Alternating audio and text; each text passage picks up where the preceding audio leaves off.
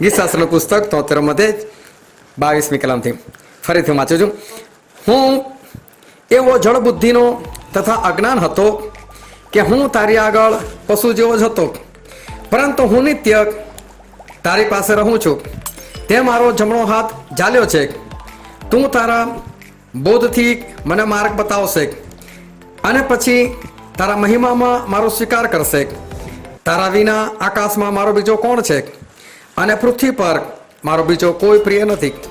મારું શરીર તથા હૃદય ક્ષય પામે છે, તો પણ સર્વકાળ ઈશ્વર મારા હૃદયનો ગઢ તથા મારો વારસો છે. કેમ કે જેઓ તારાથી વેગળા છે તેઓ નાશ પામશે.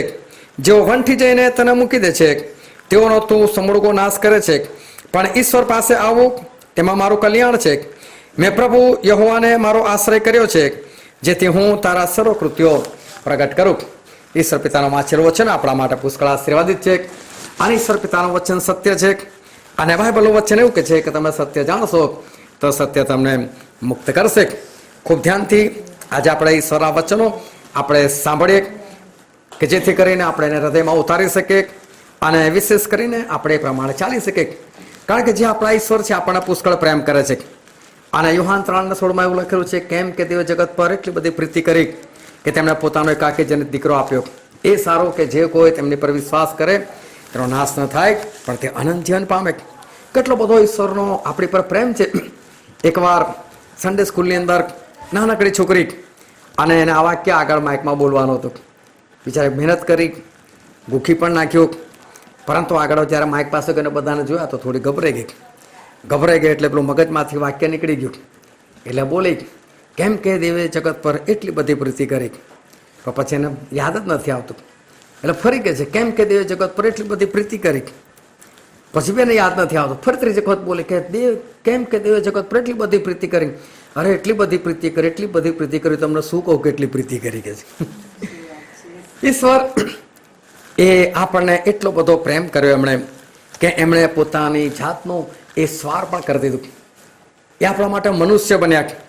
જો એ સ્વર્ગમાં હતા, સ્વર્ગની અંદર આપણને ખબર નથી કેટલા દૂતો છે, એની ગણતરી કેટલી છે, પરંતુ હજારોની માત્રાની અંદર સ્વર્ગદૂતો ઈશ્વર પાસે આવે. પવિત્ર પવિત્ર પવિત્ર છે સૈનો દેવ યહોવા એમ કહેતા થાકતા ના હોય, વિશ્રામ કરતા ના હોય. અને જ્યારે પ્રભુ પોતાના સિંહાસન પર બેસે અને સામે 24 વડીલો બેઠેલા હોય અને જેવા પ્રભુ ઈસુ આવે અને પોતાના સિંહાસન પર બેસે એટલે પેલા વડીલો ઊભા થઈ જાય. પોતાના મુંગટ બાઇબલ કે છે એ લોકો બાજુમાં મૂકતા નથી, ફેંકી દે છે લોકો અને પ્રભુને સાષ્ટાંગ દંડવત પ્રણામ કરે. આવી સરસ જગ્યા, આવું સુંદર સ્વર્ગ અને એ બધું પડતું મૂકીને ઈશ્વર આપણા માટે પૃથ્વી પર આવે તો વિચાર કરો એમનો પ્રેમ કેટલો બધો હશે. જ્યાં આટલો બધો મહિમા છે, જ્યાં આટલો બધો ગૌરવ છે, એમની તરફ ધ્યાન નથી. સ્વર્ગદૂતો તરફ એટલું ધ્યાન નથી, 24 વડીલો તરફ એટલું ધ્યાન નથી. પણ બધું મૂકીને ઈશ્વરની ઉપરથી દ્રષ્ટિ આપણા મનુષ્ય પર. આ મારા લોકો અને આપણા માટે પ્રભુ ઈસુ ખ્રિસ્ત ઉપરથી નીચે આવે, ઈશ્વર આપણા માટે મનુષ્ય બને. એ કેટલું બધું મહાન એ કૃત્ય છે. એમનો પ્રેમ જે છે એ ખરેખર કેટલો બધો અદ્ભુત છે કે આજે આ બધું છોડીને આ કોઈ પણ માણસ જે છે એ બીજી કોઈ જગ્યાએ જવા તૈયાર ના થાય. એકવાર એક ભાઈ ગવર્મેન્ટ સર્વન્ટ રોયલ્ટી ખાતાની અંદર, અને એમનું કામ હતું કે કોઈક જગ્યા પર ઉભા રહીને જે રીતના ટ્રકો જાય, જો રોયલ્ટી ભર્યા વગર જાય તો પછી એમણે એને દંડ કરવાનો અને એની પાસેથી દંડ વસૂલ કરવાનો અને સાંજ પડેલો ઓફિસમાં જઈને પૈસા જમા કરવાના, રિસિપ્ટ બુક આપી દેવાની. પરંતુ એકવાર એવું થયું કે જ્યારે એ ઓફિસે રિટર્ન જતા હતા અને એમની બેગ, એમની જે રિસિપ્ટ બુક હતી એ એમણે બસમાં ઉપર મૂકી દીધી. અને બસમાં ઉપર મૂકી અને પછી એવું થયું કે જ્યારે ઉતરવાનું થયું તો ભૂલી ગયા અને ઉતરી ગયા. પછી તમે યાદ આવ્યું બસની પાછળ કેમ ના ભાગે? એ રિસિપ્ટ બુક એમના હાથમાં આવી નહીં. એમણે ઈમાનદારથી જે બી પૈસા હતા એ બધા જમા તો કરાય, પણ ત્યાં તો સબૂત જોઈએ, રિસિપ્ટ બુક જોઈએ. એટલે એમની પર કેસ મૂકવામાં આવ્યો કે ભાઈ હમણાં આવું ગરબડ કરી નાખેલી છે. નોકરી ચાલુ હતી એમની, પરંતુ છેલ્લા 7 વર્ષથી કેસ ચાલતો હતો અને હજુ સુધી કેસનું કંઈક સમાધાન થયું નહોતું. એમણે મને પ્રાર્થના માટે બોલાય. મને કે તમે પ્રાર્થના કરો ને. મેં કહ્યું સારું, મેં કહું ભૂલ તો તમારાથી થઈ છે જ. મેં કીધું તો મેં કહું તમારી શું ઈચ્છા છે પ્રાર્થનાની? હું શું પ્રાર્થના કરું? તમે શું ચાહો છો ઈશ્વર પાસેથી? અને એમણે મને જે વાત કરી કે મને જે સજા થઈ શકે ને એમાં એક સજા એવી છે કે મને 2 વર્ષ સુધી મને પગાર વધારો અટકાવી દેવામાં આવે. બીજી એક સજા એવી છે કે મને 6 મહિના મને પટાવાળો બનાવી દેવામાં આવે, પ્યુન બનાવી દેવામાં આવે.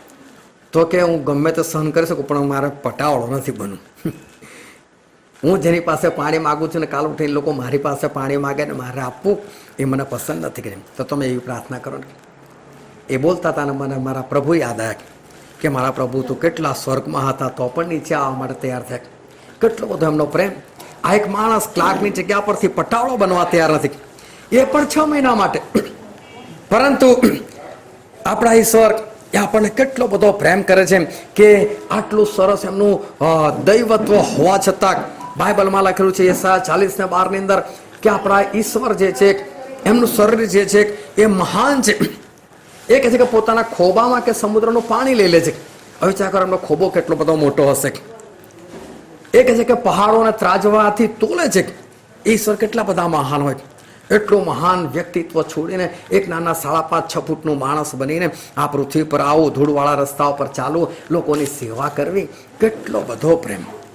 પ્રેમ વગર જે છે એ આ વસ્તુ જે છે એ શક્ય નથી. જો ઈશ્વર આપણને પ્રેમ ના કરતા હોત તો પ્રભુ જે છે આ બધું આપણને ના કરી શક્યા હોત. પરંતુ આ ઈશ્વરનો એ અદ્ભુત એ પ્રેમ છે કે આપણા માટે એ મનુષ્ય બન્યા. દુનિયા પર ઘણા બધા પ્રકારના પ્રેમ હોય છે. ભાઈ ભાઈનો પ્રેમ હોય છે, ભાઈ બહેનનો પ્રેમ હોય છે, અડોશી પડોશીનો પ્રેમ હોય છે, માતા પિતાના બાળકો વચ્ચેનો પ્રેમ હોય છે, પતિ પત્નીનો પણ પ્રેમ હોય છે. આ અલગ અલગ પ્રેમની અંદર એક પતિ અને પત્નીનો જે પ્રેમ છે, પતિ અને પત્નીનો જે સંબંધ છે એ બહુ જ અલગ છે. એકવાર એક જગ્યા પર ઘણા બધા લોકોને ભેગા કરવામાં આવેલા અને ત્યાં કયો પ્રેમ શ્રેષ્ઠ છે એના પર પ્રવચન આપવાના હતા. અને એ અધ્યાપકે એક બેનને ઊભા કર્યા અને ઊભા કર્યા પછી ત્યાં બોર્ડ હતું ને એમની પર કીધું કે તમે આ બોર્ડ પર તમે સૌથી વધારે જેને પ્રેમ કરતા હોય ને એવા 50 જણના નામ લખી નાખો. અને એમણે 50 જણના નામ લખી નાખ્યા. અને પછી લખ્યા પછી એમને એવું કીધું કે હવે તમે એક કામ કરો, આમાંથી છે ને 10 નામ તમે ભૂસી નાખો કે છે. એટલે કે જેને તમે ઓછો પ્રેમ કરો છો એવા 10 નામ તમે ભૂસી નાખો. એટલે પેલા બેને ફટફટ 10 નામ ભૂસી નાખ્યા. 40 નામ રહ્યા. પછી કીધું કે હજુ બીજા 10 નામ તમે ભૂસી નાખો. હવે 30 નામ રહ્યા. એમ કરતા કરતા છેલ્લે નામ રહ્યા ફક્ત 5. અને 5 નામની અંદર એક તો એમના પતિનું નામ હતું, એક એમના બાળકનું નામ હતું અને એક એમના માતા પિતાનું નામ હતું. અને પછી કીધું કે હવે બી તમે આ 5માંથી હજુ પણ એક નામ પૂછશો કે છે. એટલે નામ પૂછવાનું આવ્યું એટલે એમણે એમના પિતાનું નામ પૂછ્યું. હજુ કે છે એક નામ પૂછશો. એ બેનો હાથ રૂજવા લાગ્યો. એમની મમ્મીનું નામ પૂછ્યું. હજુ પણ કે છે કે એક નામ પૂછશો કે છે. હવે બહુ ચિંતામાં પડી ગયા. 2 જ નામ છે સામે, એક પતિનું છે અને એક બાળકનું નામ છે. અને બેનની આંખોમાં આંસુ આવી ગયા અને પછી બાળકનું નામ પણ ભૂસી નાખ્યું. સૌથી વધારે પ્રેમ તો કે પતિને કે છે, કેમ કે એ મારા જીવનનો એ સાથીદાર છે. મારું બાળક કાલ ઉઠીને લગ્ન કરશે તો બની શકશે કે છોકરો છે તો એની પત્ની સાથે સેટ થઈ જશે, કદાચ છોકરી છે તો લગ્ન કરીને બીજા જ જતી રહેશે. છોકરાનો પણ ભરોસો શું, પણ મારો પતિ જે છે એ મારી સાથે રહેશે. મારા મા બાપ છે તો વૃદ્ધ છે, આજને એને કાલ એ મૃત્યુ પામશે, તો મારો સહારો કોનો? અને આ દુનિયાની અંદર આ સૌથી નજીકનો જે સંબંધ છે એ આ છે. અને એટલે ઉત્પત્તિ 2 અધ્યાય અને તેની 24મી કલમમાં જ્યારે આદમની પાસે હવાને લાવવામાં આવી તો ઈશ્વરે એનું નામ હવા નહોતું પાડ્યું, પણ એ સ્ત્રીને જ્યારે લાવવામાં આવે ત્યારે આદમ મોડામાંથી એના અંદરથી એક શબ્દો નીકળ્યા, મારું હાડકામાંનું હાડકું, મારા માંસમાંનું માંસ. એ નારી કહેવાશે કારણ કે નરમાંથી લીધેલી છે. અને હવેથી પુરુષ પોતાના મા બાપને છોડીને પોતાની પત્નીને વળગી રહેશે. એવી રીતે આ આદમના મોડામાંથી શબ્દો નીકળ્યા. બહુ અદ્ભુત શબ્દો. અને જ્યારે પણ લગ્ન પ્રસંગ હોય ત્યારે પાસ્ટર આ વચનનો ઉપયોગ કરે જ કરે કે હવેથી પુરુષ પોતાના મા બાપને છોડીને પોતાની જે પત્ની છે વળગી રહેશે. આદમ કેમ બોલ્યા આવું? આદમના તો કોઈ મા બાપ જ નતા ત્યાં આગળ, અને તો પણ આદમ આવું બોલ્યા કે પોતાના મા બાપને છોડીને એ પત્નીને વળગી રહેશે. ઘણા બધા લોકો આનો અવળસ પણ કાઢે છે. મા બાપને છોડીને પત્નીને વળગી રહેશે એનો મતલબ એવો નથી કે મા બાપની સાથે સંબંધ નહીં રાખવાના. એનો અર્થ એવો નથી કે મા બાપને દુઃખી કરવાના. મા બાપને છોડીને પત્નીને વળગી રહેશે કહેવાનો મતલબ એ છે કે હવે એના જીવનમાં પ્રથમ સ્થાન એ પ્રભુ પછી મા બાપનું નથી. હવે પ્રભુ પછી જે બીજા નંબરનું સ્થાન છે હવે એની પત્નીનું આવે છે. હવે પત્નીના પક્ષમાં એને રહેવાનું છે. હવે મા બાપ છે પણ મા બાપને અવગણના કરીને પત્નીને વળગી રહેવાનું છે કે પછી મા બાપની અવગણના કરીને પત્નીને વળગી રહેવાનું છે એવું બાઇબલ નથી કહેવા માંગતું, પરંતુ યોગ્ય રીતે. પરંતુ હવે એના જીવનની અંદર જે સ્થાન છે એ સ્થાન એ તો પોતાની પત્નીનું કે એ પતિનું છે. અને આદમે કીધું કે તેઓ બંને એક દેહ થશે. એક દેહ થશે ભવિષ્ય વચન હતું. અને એક દેહનો જે અર્થ થાય છે એ બાઇબલની અંદર ખૂબ મોટો. આપણે ગણનાનું પુસ્તક જો તમે વાંચો બાઇબલની અંદર તો એમાં બધી ગણતરીઓ લખેલી છે કે ઇઝરાયલ પુત્રોના 12 કુળના આટલા લોકો થયા. પણ જ્યારે ગણતરી કરીને ત્યારે ઈશ્વરે 20 વર્ષથી મોટા જે બાળકો હતા ને એ લોકોને જ ગણતરી કરાવી. 20 વર્ષથી જે નાના હતા એ લોકોને ગણતરી ના કરાવી. સાથે સાથે સ્ત્રીઓની ગણતરી પણ ના કરાવી. આપણને પ્રશ્ન એ થાય કે ઈશ્વર ખાલી માણસોનો જ પ્રેમ કરે છે, સ્ત્રીઓની ગણતરી કેમ નહીં? શું લોકોને ગણતરીમાં નહીં લેવાના? પરંતુ આદમ જ્યારે ઈશ્વરે બનાવ્યા ત્યારે આદમ એકલા હતા અને આદમની પાસે દરેક પશુ પક્ષીઓ લાવવામાં આવ્યા. આદમે દરેકનું નામ પાડ્યું અને બાઇબલ કહે છે કે એ નામ પાડ્યા પછી પણ એને કોઈ યોગ્ય સહાયકારી ના મળી. પછી ઈશ્વરે કીધું કે માણસ એકલો રહે સારું નથી, એટલે કે એના માટે યોગ્ય સહાયકારી હું બનાવીશ. અને ત્યાર પછી આદમ જે છે એ આદમને ભર ઊંઘમાં નાખીને એને એક પાંસળી કાઢી અને પાંસળીની એક સ્ત્રી બનાવી. એટલે સ્ત્રી જે છે એ અલગ અસ્તિત્વ નથી. સ્ત્રી જે છે એ પાંસળી છે, એ પુરુષની એ પાંસળી છે. અને પુરુષની પાંસળી છે એટલે જ્યારે પુરુષની ગણતરી થાય છે ત્યારે એની સ્ત્રીની ગણતરી ઓટોમેટિક એની અંદર એ થઈ જ જાય છે. પરંતુ ઈશ્વર એ બંનેને બે નથી ગણતા, પરંતુ ઈશ્વર એ બંનેને એક ગણે છે. અને માટે ઈશ્વરે કદી પણ ગણતરીની અંદર આ સ્ત્રીઓને અલગ રીતે ગણતરી નથી લીધી. અને બાઇબલનું વચન લખેલું છે, તમે જો ઉત્પત્તિ 5મો અધ્યાય અને બીજી કલમ વાંચો તો ત્યાં એવું લખેલું છે કે તેઓની ઉત્પત્તિના દિવસે, એટલે કે આદમ અને હવાની જે દિવસે ઉત્પત્તિ થઈ એ દિવસે ઈશ્વરે તેઓનું નામ આદમ પાડ્યું. હવા નામ તો પાપ આવ્યા પછી આદમે પાડેલું હતું, પરંતુ શરૂઆતની અંદર સ્ત્રી અને પુરુષ બંનેનું એક જ નામ હતું આદમ. એટલે જ્યારે આદમ પોકારવામાં આવે ત્યારે પુરુષ પણ છે અને સ્ત્રી પણ છે. હજુ પણ તમે જો કે ઘણા લોકો કંકોત્રી લખે કે કોઈને ઇન્વિટેશન આપે ને તો એવું લખે મિસ્ટર એન્ડ મિસિસ. આપણે ત્યાં રિવાજ અલગ છે, આપણે ત્યાં મિસ્ટર એન્ડ મિસિસ એટલે પાછળ પેલું મિસિસ આવે એટલે પહેલાં સ્ત્રીનું નામ લખે. પણ તમે ફોરેન અંદર જઈને જો તો ખાલી એટલું જ લખે કે મિસ્ટર એન્ડ મિસિસ, પછી પુરુષનું જ નામ હોય બસ. એટલે બેવ આવી ગયા.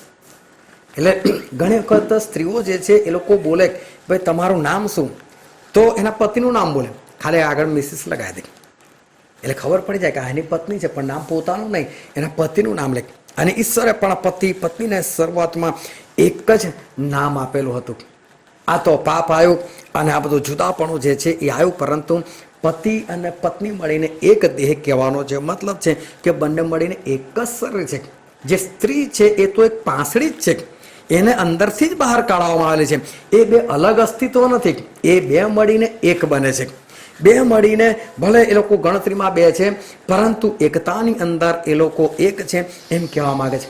તમે કદાચ રસ્તામાં જાઓ, રસ્તામાં જાય ને ચલો કોઈ માણસ જઈ રહ્યો છે અને એને અચાનક ઠોકર વાગી ગઈ, એને ઠોકર વાગી ગઈ અને ઠોકર વાગીને પડી ગયો, એનો પગ કદાચ છોલાઈ ગયો.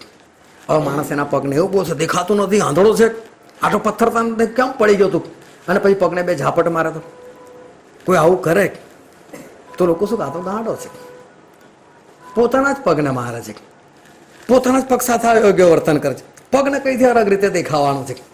આ તો આખા શરીરની ભૂલ છે અને આખા શરીરથી આ કંઈક આવું થઈ ગયેલું છે. આવા માણસને લોકો જે છે એ ગાંડો કહે છે. એ જ રીતે જે સ્ત્રી જે છે એ પુરુષથી અલગ નથી, એક જ છે. અને જે કોઈ પોતાની સ્ત્રી સાથે આવું વર્તન કરે ને, તમને દેખાતું નથી, એ ગાંડો છે. એ નથી ખબર પડતી કે આ મારી પાંસળી છે ને, હું મારી પાંસળીને બોલી રહેલો છું. એ અલગ અસ્તિત્વ નથી, એ તું જ છે, તારામાંથી જ કાઢેલી છે. આના માટે એ અલગ અસ્તિત્વ નથી. નવું નવું લગ્ન અને પતિ અને પત્ની બહાર જાય એટલે પતિ બહુ ધ્યાન રાખે, એટલે કે જાનું જરા જોજે કે છે આ બાજુ તો ખાડો છે કે છે. વરસ થાય, 2 વરસ થાય, અને પછી જો જતા હોય અને પછી જો ખાડો આવે અને સ્ત્રીની નજર ના આવે તો કે દેખાતું નથી, આંધળી છે શું, એ વાત જાય છે. બદલાઈ જાય છે બધું. કારણ કે ધીરે ધીરે અંદરથી જે પેલો પ્રેમ જે છે એ જતો રહે છે. પણ એ જો કોઈને આંધળી કહે છે તો આંધળી કોને કહે છે? પોતાની પાંસળીને કહે છે. આ તો મૂર્ખતા છે. એ માણસને સમજ નથી પડતી, પરંતુ ખરેખર એ તો મૂર્ખતા છે. એક ભાઈ તો કે મારું લગ્ન થયું કે છે, તો કે બધા લોકો મને બહુ વખાણતા હતા અને બધા મને એવું કહેતા હતા કે વાહ વાહ શું જોડું છે કે છે. એ તો પછી મને ખબર પડી કે એવું કહેવા માંગતા કે વાવાઝોડું છે કે છે. વાહ વાહ શું જોડું છે એમ નહીં, પણ એ તો વાવાઝોડું હતું કે છે. પોતાની પત્નીને વાવાઝોડું આવું હોતું હશે કે પત્ની વાવાઝોડું છે. તો કે તમે જો જેટલા બી વાવાઝોડાના નામ શું હોય છે, રીટા, કેટરીના, જુલી, સ્ત્રીઓના જ નામ હોય છે કે છે. એટલે કે આ તો કે વાવાઝોડું છે કે છે. પણ વાવાઝોડું તમે કહો છો કોને? તમારી પત્નીને, તમારી પાંસળીને. તમે એની અવગણના કરો છો. આ હકીકતની અંદર એ શું છે? આજે તો 50મી એનિવર્સરી છે, પણ એક વાર એક અંકલ આંટીની 60મી એનિવર્સરી હતી અને લોકો બહુ ખુશ છે કે 60 વર્ષે આ લોકો હજુ સાથે છે, 60 વર્ષે આટલો બધો પ્રેમ છે. તો પૂછવામાં આવ્યું એમને, એ અંકલે કોઈ પૂછ્યું કે અંકલ 60 વર્ષ સુધી તમે 2 જણ સાથે કદી, અમે એવું સાંભળ્યું છે કે તમારો કદી ઝઘડો જ નથી થયો. તો કે આટલું સફળ લગ્ન જીવન કઈ રીતે કે છે? તો કે અમારું નવું લગ્ન થયેલું, પહેલો દિવસ હતો, અમે ફરવા નીકળેલા કે છે. અને કહે છે કે અમે સમુદ્ર કિનારે ફરતા હતા અને કે ત્યાં ઘોડો હતો કે છે. અને ઘોડા પર એને સવારી કરવા માટે એને બેસાડે કે છે. અને સવારી કરવા માટે બેસાડે તો ઘોડો ચાલે જ નહીં, કે છે. તો કે એણે તો કે ઘોડાને કહી દીધું 3 ગણું છું કે છે, તારે ચાલવાનું છે. અને પછી ગણ્યું 1, ઘોડો ના ચાલ્યો. ફરી કીધું 2, તો બી ઘોડો ના ચાલ્યો. પછી 3 બોલ્યો તો બી ઘોડો ના ચાલ્યો. એટલે કે પર્સમાંથી રિવોલ્વર કાઢીને ગોળી મારતી હતી કે છે. ઘોડો મરી ગયો કે છે. તો કે આને તમારા દાંપત્ય જીવન સાથે શું, હું 3 સુધી પહોંચવા જ નહીં દેતો ને કે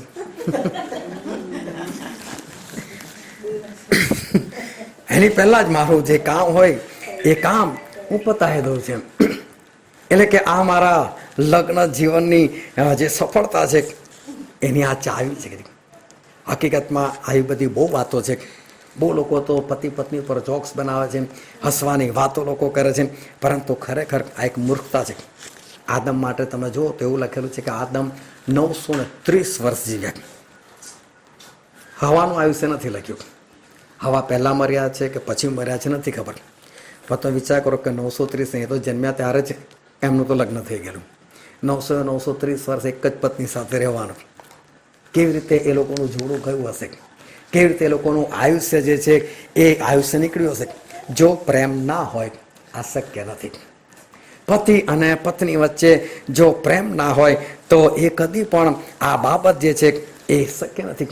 ઘણા બધા લોકો જે છે એ લોકોના ઘરની અંદર પતિ પત્નીની વચ્ચે ઘણી વખત ઝઘડા ઘૂસી જાય છે અને ઘણી વખત તો એટલે સુધી કે મારઝૂડ સુધી આવી જાય છે, મારામારી સુધી આવી જાય છે કે પતિ પત્નીને મારે તો પત્ની પણ મારે. પરંતુ બાઇબલની અંદર એક કિસ્સો લખવામાં આવેલો છે જે માર્કની લખેલી સુવાર્તા તેના 5મા અધ્યાયમાં છે. અને ત્યાં એક માણસ જેને ભૂતો વળગેલા હતા અને પ્રભુ વિશે પૂછ્યું કે ભાઈ તારું નામ શું? તો પેલો કહે છે કે સેના કહે છે. એ માણસને કબરોમાં રહેતો હતો અને એવું કહે છે કે પથ્થર લઈને પોતે જ પોતાને મારતો હતો. પત્ની એટલે એક જ શરીર, પતિ એટલે એક જ શરીર. આ 2 જણા જો આમને સામને મારઝોડ કરતા હોય કે 2માંથી એક પણ કરતું હોય તો એનામાં અને સેનાવાળામાં કોઈ ફરક ખરો? એ બી પોતાના મારતા, મેં પોતાના મારો છું. એ બેની અંદર કોઈ ફરક નથી. આવું જીવન જે છે એ તો જાણે કે એક વળગાળ હોય એવું કહી શકાય. પરંતુ ઇબ્રાહિમ અને સારા ઘણું લાંબુ એ લોકોનું આયુષ્ય હતું. અને બે પતિ પત્ની તરીકે આપણે બાઇબલની અંદર વાંચીએ તો લોકોનું જીવન બહુ સરસ હતું. અને પિત્તર એ સારા માટે લખે છે. પહેલો પિત્તર 3 અધ્યાય અને 6 કલમમાં એવું લખેલું છે કે આ સારા જે છે એ ઇબ્રાહિમને સ્વામી કહીને બોલાવતી હતી. અને સ્વામી કહીને બોલાવીને એમને આધીન રહેતા હતા. આ બહુ જ જરૂરી છે કે એક સ્ત્રી જે છે એ પોતાના પતિને આધીન રહે, એ બહુ જ જરૂરી છે. કારણ કે એફએસીનો પત્ર તેનો 5મો અધ્યાય અને તેની 22, 23, 24મી કલમ જો તમે વાંચો તો ત્યાં બાઇબલ એવું કહે છે કે સ્ત્રી અને પુરુષનો એક સંબંધ ત્યાં દર્શાવેલો છે. અને ઈશ્વર એવું કહે છે કે પુરુષ જે છે એ સ્ત્રીનું માથું છે. જો ઈશ્વરે પુરુષને સ્ત્રીનું માથું ગણ્યું છે, માથું એટલે શું? કેમ બીજા કોઈ અંગ સાથે નહીં સરખાવ્યું? કેમ હૃદય સાથે ના સરખાવ્યું? પરંતુ એનું માથું જ કેમ કીધું? કારણ કે માથું એક એવી જગ્યા છે કે જ્યાં અંદર આપણું મગજ એટલે કે દિમાગ રહે છે. અને આપણું આખું શરીર છે ને દિમાગથી ચાલે છે. દિમાગ ના હોય તો તમારું શરીર ના ચાલે. લકવો કેમ થઈ જાય છે? લકવાને કંઈ હાથ પગ સાથે અસર નથી, એની સાથે એનો કોઈ સંબંધ નથી, પણ મગજ સાથેનું કનેક્શન આમ તેમ થઈ જાય ને એટલે પછી હાથ પગ આપણા ના ચાલે. એક ભાઈને હું મળેલો હતો અને એ ભાઈના બંને પગ જે છે એ બાંધીને રાખવામાં આવતા હતા. મેં કીધું આનું કારણ? એમણે મને છોડીને દેખાડે. જેવા પગ છોડ્યા તો એક પગ આમ જતો રહ્યો, એક પગ આમ જતો રહ્યો. એના કંટ્રોલમાં જ નહીં, એને પોતે વર્ક કરે. એ પગનો જે કોન્ટેક્ટ હોવો જોઈએ મગજ સુધી. કારણ કે આપણા શરીરના એક અવયવો જે છે ને એ મગજના ઓર્ડર પ્રમાણે ચાલતા હોય. તમારે ચાલવું હોય ને તો મગજ પગનો ઓર્ડર કરે, ચાલ તું પગલું ભર, એટલે તમારો પગ ચાલે. એમને પગ ના ચાલે. એટલે મગજ સાથે દરેક આ અવયવો જે છે ને એનું કનેક્શન છે. એના વગર આપણું શરીર જે છે એ ચાલી શકતું નથી. તો ઈશ્વરે પતિને એ મગજ કીધેલું છે, એ માથું કીધેલું છે. કેમ કે હવા જે હતી એનાથી ફળ ખવાઈ ગયું. કારણ કે તિમોથીના પત્રમાં એવું લખેલું છે કે આદમ પહેલા ઉત્પન્ન થયો અને હવા પછી. આદમ છેતરાયો નહીં, પરંતુ સ્ત્રી છેતરાઈને પાપમાં પડી. એટલે શેતાન જે છે પેલા આદમ પાસે આવેલો. આદમને ઘણી વખત એણે કીધું હશે કે આ ફળ ખા, ફળ ખા. આદમ વાતમાં ના આવ્યો. અને ત્યાર પછી લાગ જોઈને એણે હવાને ફસાઈ દીધી. અને એટલે ઈશ્વર કહે છે કે હવે જે સ્ત્રી જે છે ને એના પતિની આધીનતામાં રહે, કે જેથી કરીને એનો પતિ એને ચલાવે પ્રમાણે ચાલે તો શેતાન જે છે એના જીવનની અંદર એ કામ ના કરી શકે.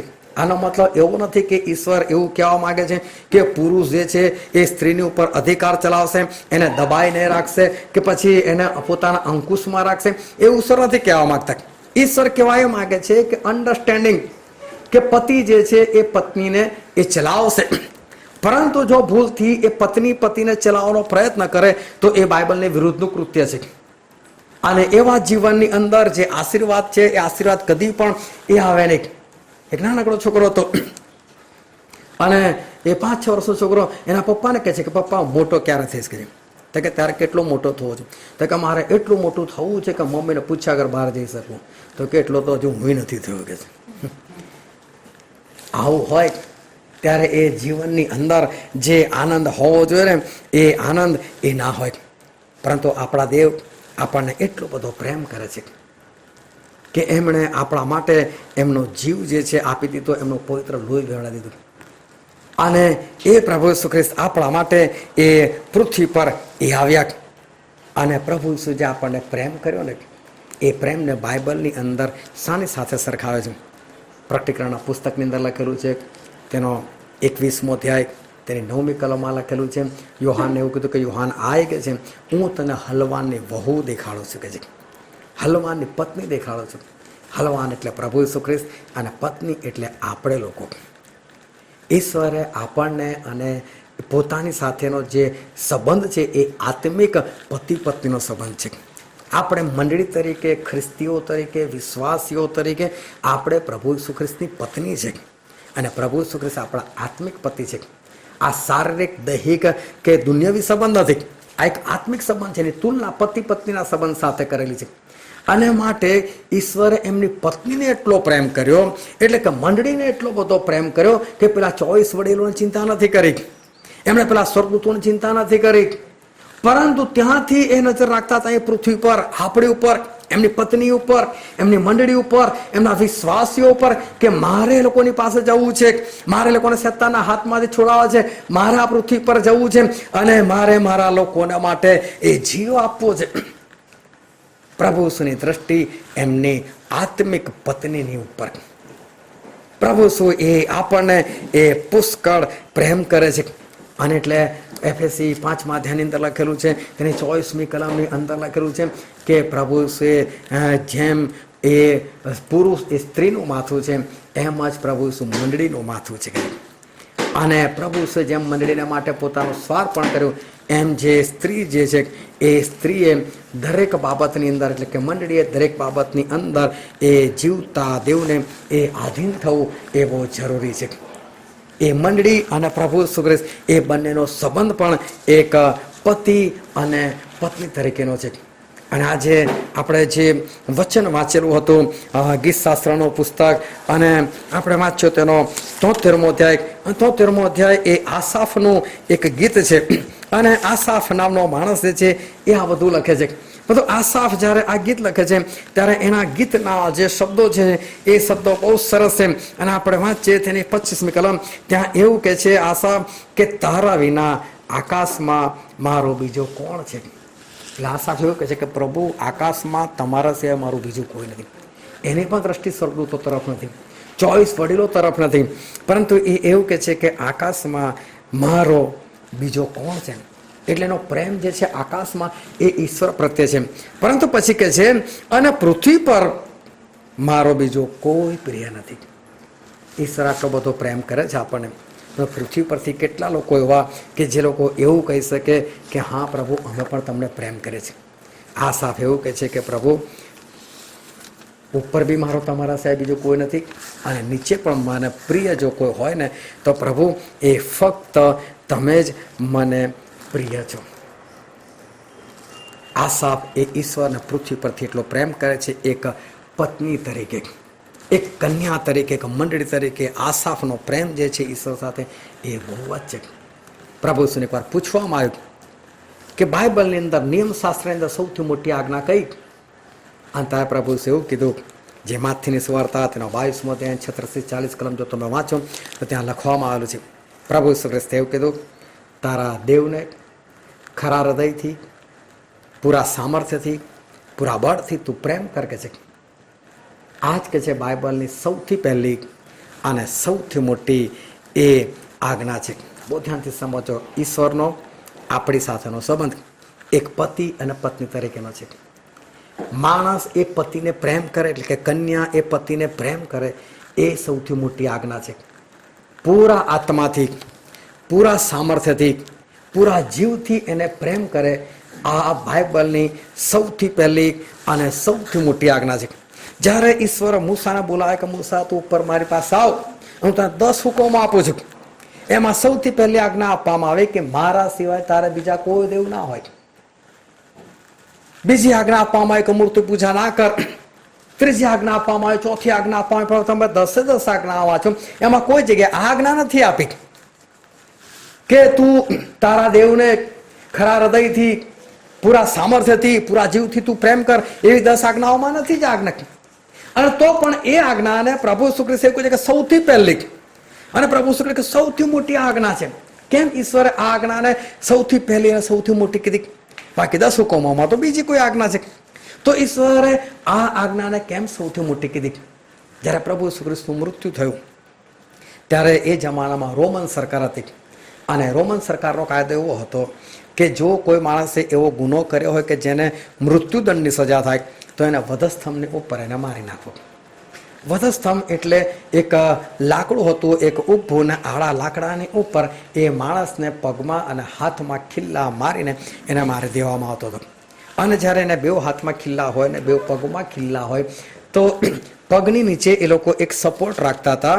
અને એવું થતું હતું કે જ્યારે એ માણસનો ડાબો હાથ પૂરેપૂરો ડાબી બાજુ ખેંચવાનો, પછી ખિલ્લો મારવાનો, જમણો હાથ બી પૂરો જમણી બાજુ ખેંચવાનો, અને પછી એને ખિલ્લો મારવાનો, ત્યારે માણસની છાતી આખી બહાર નીકળી જાય. અને એને કારણે એ છે ને શ્વાસ ના લઈ શકે. અને શ્વાસ ના લઈ શકે ને એટલે જે પગ છે ને, પગના નીચે જે સપોર્ટ, ત્યાંથી જોર લગાવીને એ સહેજ પોતાના ઊંચો કરે, એટલે છાતીનો ભાગ સહેજ અંદર આવે એટલે શ્વાસ લઈ શકે. પણ શ્વાસ લેવા જાય છે ત્યારે પગનો પેલો ખિલ્લો મારે છે, ત્યાં એનો દુખાવો વધી જાય છે, એટલે ફરી પાછો પોતાની જાતને છોડી દે છે. આવી રીતે વધસ્તંભ પર જળવાથી કે 1-2 મિનિટમાં મોત નહોતું થતું, કલાકો પછી મોત થતું હતું. અને જ્યારે પ્રભુ શ્રી કૃષ્ણ વધસ્તંભ જડે ને ત્યારે ઇઝરાયલના નિયમ પ્રમાણે સાંજે 6 વાગ્યા પછી ત્યાં વિશ્રામવાર શરૂ થવાનો હતો, અને વિશ્રામવારે કોઈ કામ ના થાય. એટલે પેલા લોકો આવ્યા કે આ લોકોના ઘૂંટણો તોડી નાખો કે છે. કેમ ઘૂંટણો તોડી નાખો? ઘૂંટણો તોડે તો પેલા ઊંચા ના થાય તો શ્વાસ ના લેવાય, શ્વાસ ના લે તો જલ્દી મરી જશે. વિશ્રામવાર પહેલા મરવા જરૂરી હતા, પરંતુ પ્રભુ શ્રી કૃષ્ણે તો પોતાનો જીવ છોડી દીધેલો હતો, એટલે એમના ઘૂંટણ નહોતા તોડવામાં આવ્યા. આ રીતે વધસ્તંભની ઉપર એ મોત થતું હતું. પરંતુ આપણે ઘણી બધી બાબતોમાં એક અજાણ છે. વધસ્તંભ જે છે એ ખરેખર છે ને 2 લાકડા નહોતો બનતો. વધસ્તંભમાં 3 લાકડા જોઈએ. 1 લાકડું આમ સીધું હોય. હવે એની આગળ તમે આડું લાકડું લગાવો તો એ તો કાં તો આગળ લાગે કાં તો પાછળ લાગે. પણ એની સમાંતરમાં લગાવવું હોય અડધું લાકડું આ બાજુ હોય, અડધું લાકડું આ બાજુ હોય. 2 નાના લાકડા એ વચ્ચેના લાકડા સાથે જોઈન્ટ કરવા પડે, અને ત્યારે એ વધસ્તંભ બને. વધસ્તંભની અંદર 3 લાકડા આવતા હતા. એક સૌથી મોટું નીચેથી ઉપર, અને આજુબાજુની જગ્યામાં 2 નાના લાકડા, અને બંને લાકડાને પેલા વચ્ચેના લાકડા સાથે ખિલ્લા સાથે એને જોઈન્ટ કરવામાં આવે. પરંતુ આ મરણ જે થવાનું હતું પ્રભુ શ્રી કૃષ્ણ, એ વર્ષો પહેલા ઈશ્વરે આગાહી કરેલી હતી. અને જ્યારે મિસ્ર દેશની અંદર ઇઝરાયલ પુત્રો ગુલામીમાં હતા ત્યારે ઈશ્વરે એવું કીધેલું કે મૂસા કે છે કે પ્રથમ જનિત લોકોનો નાશ થવાનો છે, પણ જો તમારે બચવું હોય તો તમે હલવાન જે છે ને તમે ઘરમાં કાપો, અને એનું જે લોહી છે તમે દરવાજાની બંને બાર શાખો પર અને ઓતરંગ પર એટલે કે ઉપરના ભાગે લગાવો. એટલે પહેલાના દરવાજા જે હતા એ 2 દરવાજા બંધ કરો ત્યારે બંધ થાય. અને ઈશ્વરે કીધેલું કે તમે બંને બાજુ લોહી લગાવજો. હવે તમે લોહી આ બાજુ લગાવો આમ કરીને, પછી તમે આ બાજુ લગાવો, પછી કે ઓતરંગ પર એટલે ઉપરના ભાગે લગાવો. પછી માણસ આમ હાથ કરીને તો જવાનો નથી, એ હાથ નીચે કરે ને વધસ્તંભનો આકાર બનતો હતો. માણસ તમારા ઘરમાં તમે લોહી લગાવવા જાઓ છો, તમે આમ લોહી લગાવો, તમે આમ લોહી લગાવો, તમે ઉપર લોહી લગાવો, પછી તમે આમ કરીને પલટો, ઓટોમેટિક વધસ્તંભનો આકાર બનતો હતો. અને એમ હલવાનનું લોહી એટલે કે પ્રભુ શ્રી કૃષ્ણનું લોહી. પ્રભુ શ્રી કૃષ્ણ કેવી રીતે મૃત્યુ પામવાના હતા એ નિર્ગમનના 12મા અધ્યાયની અંદર એ ભવિષ્યવાણી થઈ ગયેલી હતી કે પ્રભુ શ્રી કૃષ્ણનું મરણ એ વધસ્તંભની ઉપર આ રીતે થશે. અને એ વધસ્તંભનું જે નીચેથી લાકડું જે જમીનમાં દાટેલું હોય અને જે ઉપર તરફ જાય છે એ લાકડું વધારે લાંબુ હોય છે, અને આજુબાજુના લાકડા હોય છે એ નાના હોય છે, અને વચ્ચેના લાકડા સાથે જોઈન્ટ હોય છે. આ લાકડું જે છે વધસ્તંભનું લાકડું આપણને બહુ મોટો સંદેશો આપે છે. અને એ સંદેશો હોય છે કે જે ઊભું લાકડું જે છે એ આપણને એક ઈશ્વર તરફ દેખાડે છે, અને એ ઈશ્વર તરફનો આપણો પ્રેમ જે છે સૌથી મોટો હોવો જોઈએ. કેમ કે સૌથી પહેલી સૌથી મોટી આજ્ઞા જે છે કે તારા દેવને પૂરા આત્માથી પૂરા સામર્થ્યથી તું પ્રેમ કર, અને એ છે આ ઊભું લાકડું. અને એ ઊભા લાકડા ઉપર પેલા આડા લાકડા જે છે ને ચોંટેલા છે.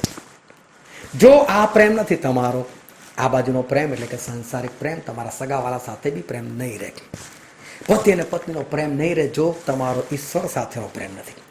કેમ આજે ખ્રિસ્તી સમાજની અંદર તમે જો છૂટાછેડાનું પ્રમાણ વધેલું છે? કેમ આજે ખ્રિસ્તી સમાજની અંદર ઘરોની અંદર લડાઈ અને ઝઘડા વધેલા છે? એનું કારણ શું છે? એનું કારણ એ છે કે દેવ સાથેનો જ પ્રેમ નથી. તો એ જ ના હોય તો આ પ્રેમ રહેવાનો નથી. કેમ કે આ પ્રેમનો આધાર એ લાકડા, એ સંસારનો પ્રેમ, એ તો આની પર જ ટકેલો છે. તમે ઈશ્વરને પ્રેમ કરશો તો તમને ખબર પડશે કે મારો બાપ, મારી મા, મારો ભાઈ, મારી બહેન એ તો મારા ઈશ્વરના લોકો છે. હું આને નહીં પ્રેમ કરું તો મારા ઈશ્વર સાથેનો પ્રેમ સંબંધ મારો તૂટી જશે. આજે તમે મને પ્રેમ કરતા હોય, મારે તો મારા બાળકને પ્રેમ ના કરતા હોય તો હું પ્રેમ માન્ય કઈથી કરું? તમે જો મારા બાળકને પ્રેમ નથી કરતા તમે મને કરો છો, ખોટો પ્રેમ છે. તમે મને પ્રેમ કરતા તમે મારી પત્નીને કરી શકતા, તમે મારા બાળકોને બી કરી શકતા, કેમ કે એ બધા મારી સાથે જોડાયેલા છે. જો આપણે પ્રભુના એક બાળકને પ્રેમ કરીને બીજા બાળકને પ્રેમ નથી કરતા તો એનો મતલબ કે તમારો ખરેખર ઈશ્વર સાથેનો બી પ્રેમ નથી. પણ જે ઈશ્વરને પ્રેમ કરે એ દરેકને પ્રેમ કરે. એટલે પ્રભુ કહે છે આ સૌથી મોટી આજ્ઞા છે. અને ઈશ્વર એટલે આપણા ખરા પતિ. આ ખરા પતિની સાથે તમે જો પ્રેમમાં હોય ને તો આ દુનિયા પરના પતિ અને પત્ની સાથે તમારો સંબંધ સારો જ હોય. તમારે એક સગાઓ સાથે તમારો સંબંધ સારો જ હોય, પણ આ નિશાનમાં ના હોય ને, આ સંબંધ તમારો ના હોય તો આ બાજુનો સંબંધ તમારો રહેવાનો જ નથી. અને જેટલા સાથે છે એ તમારો સ્વાર્થી સંબંધ છે, આ દૈવીય પ્રેમ નથી.